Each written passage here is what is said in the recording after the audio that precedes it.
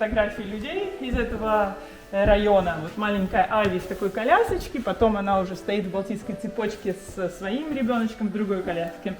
А вот эта коляска интересная, что она эстонского времени, 1928 год. Была такая фирма Тормален и Ко. В Таллине находилась, теперь, знаете, Кайраян такой там было. Это коляска из Австро-Венгрии. Теперь это Чехия, замок Чус. Раньше, в 19 веке, это была Австро-Венгрия.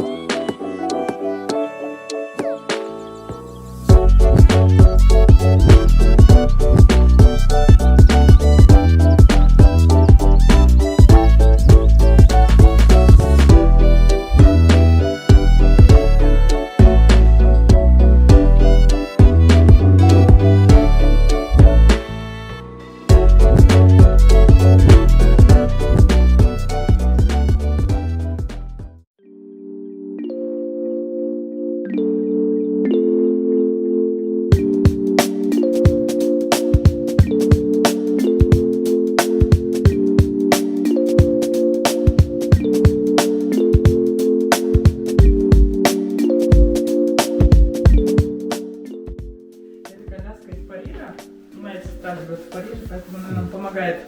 И это тоже, кстати, из Парижа, но она вообще американская коляска ар-деко стиля. Там тоже должна быть вторая крыша, но второй крыши там нету. Именно для двойняшек коляски.